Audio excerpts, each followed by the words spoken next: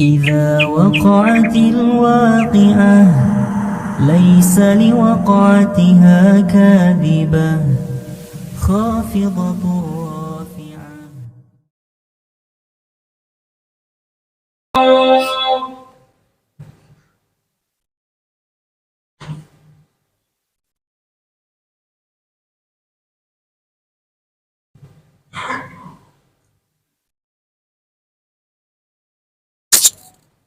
Innal hamdalillah nahmaduhu wa nasta'inuhu wa nastaghfiruh wa na'udzu billahi min shururi anfusina wa sayyiati a'malina may yahdihillahu fala mudhillalah wa may yudlilhu fala hadiyalah.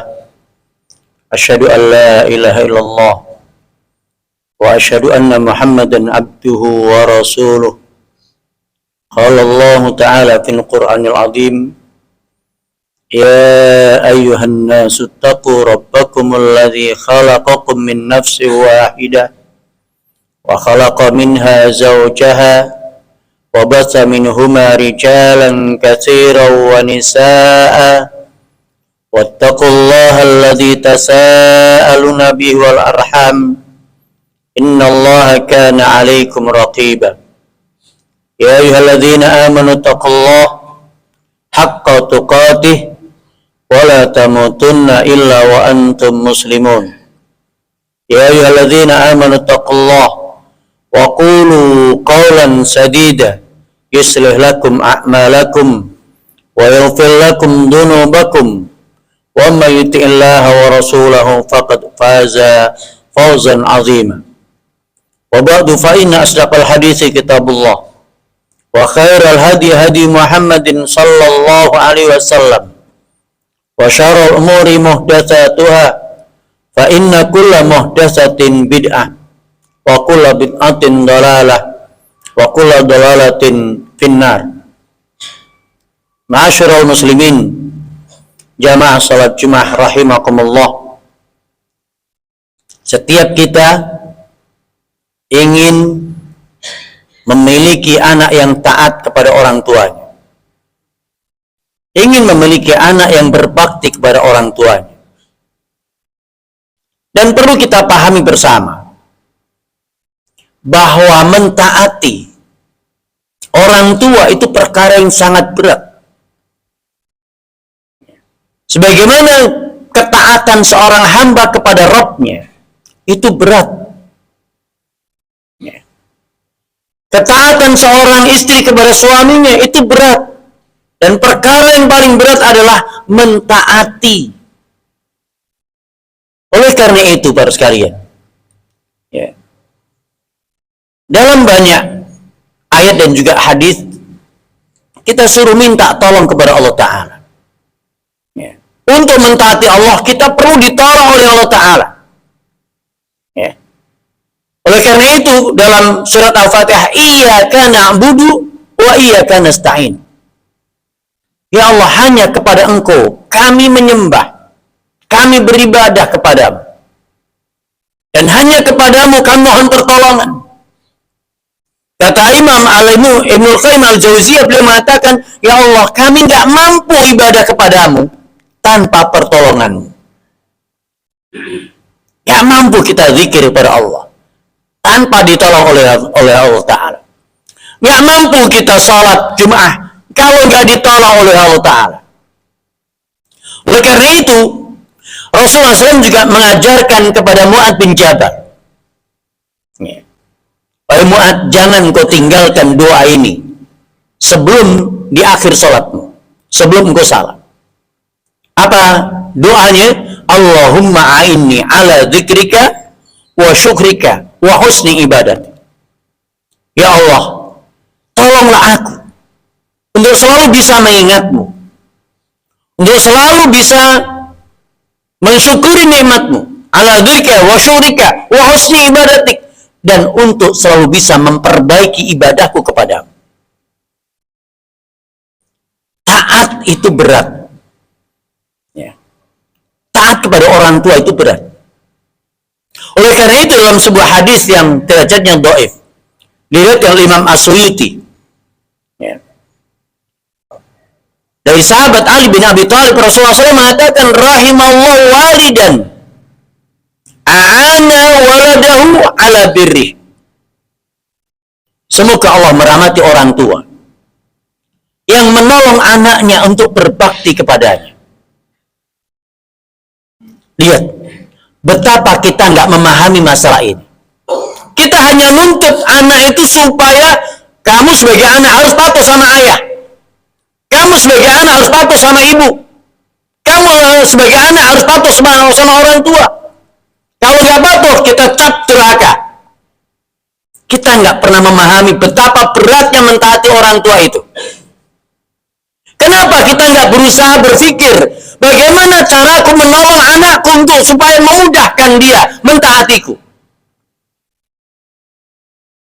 Sebagaimana hadis ini, rahimallahu walidan a'ana waladahu ala birri. Semoga Allah merahmati orang tua yang menolong anaknya agar dia mentaatinya, mudah mentaatinya.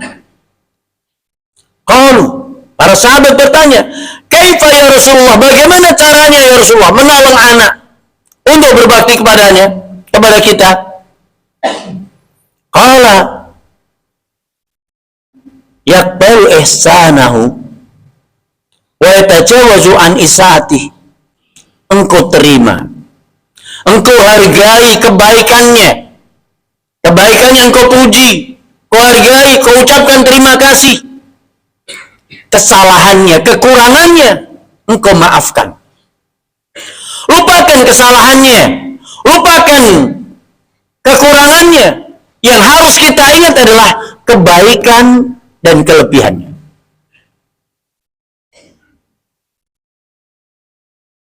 Di antara orang tua banyak yang hanya bisa mengingat keburukan anak saja.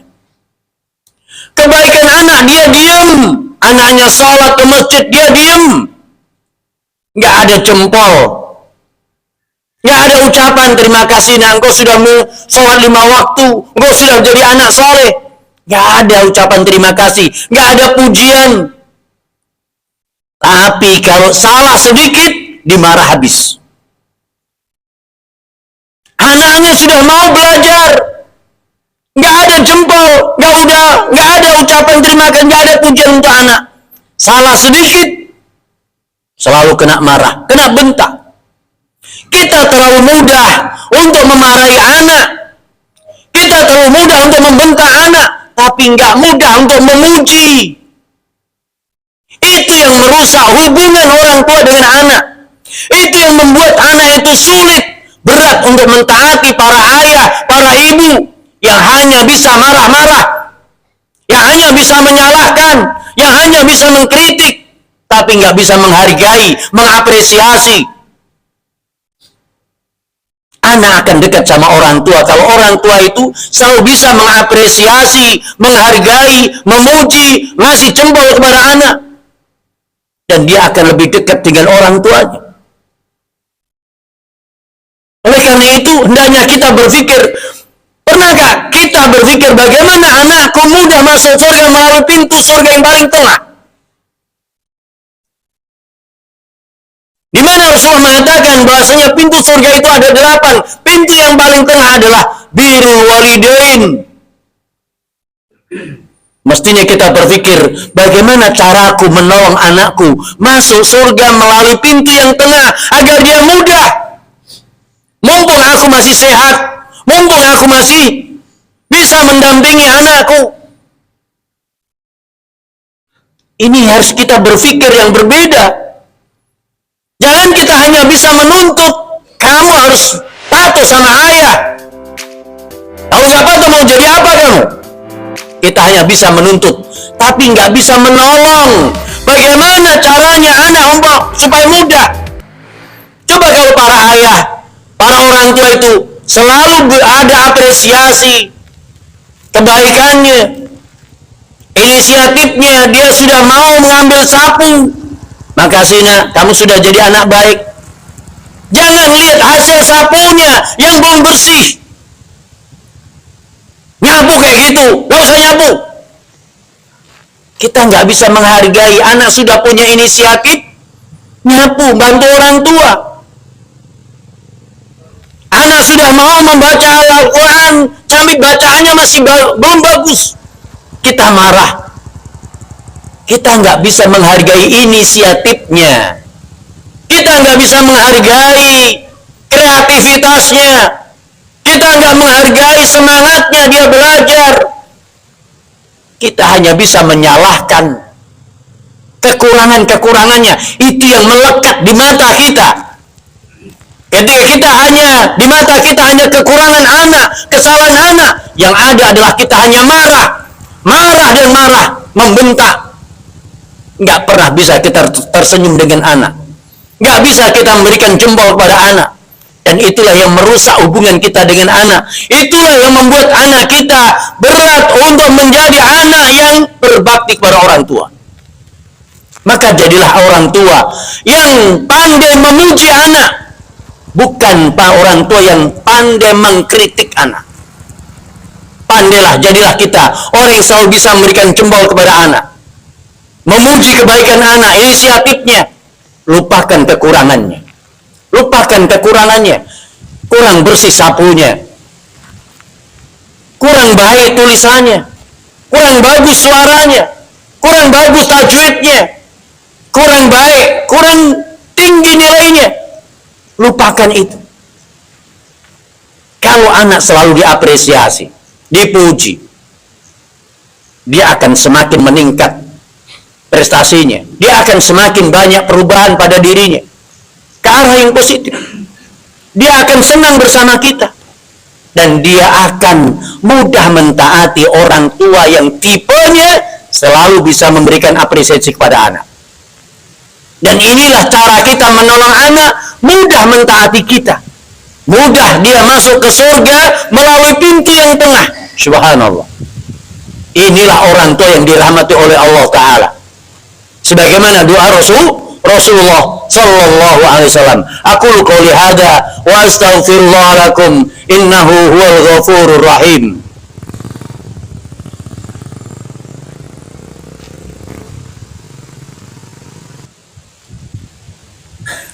Alhamdulillah rabbil alamin. Wassalatu wassalamu ala asrafil anbiya wal mursalin wa ala alihi wa sahbihi ajma'in wa ba'du.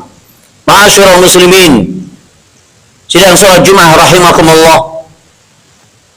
Demikian juga menolong istri. Bagaimana mudah istriku mentaatiku.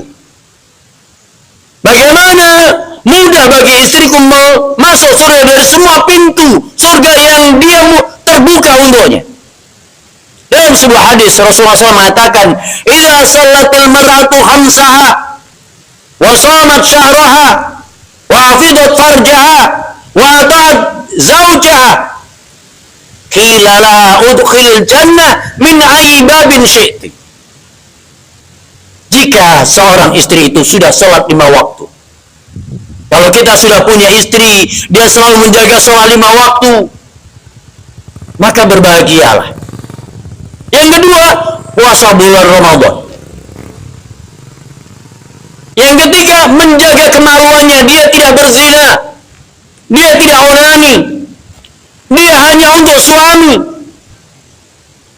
Yang keempat, mentaati suaminya.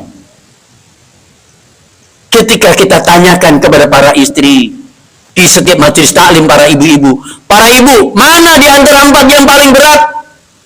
Mentaati suami, Ustaz. Itu yang paling berat.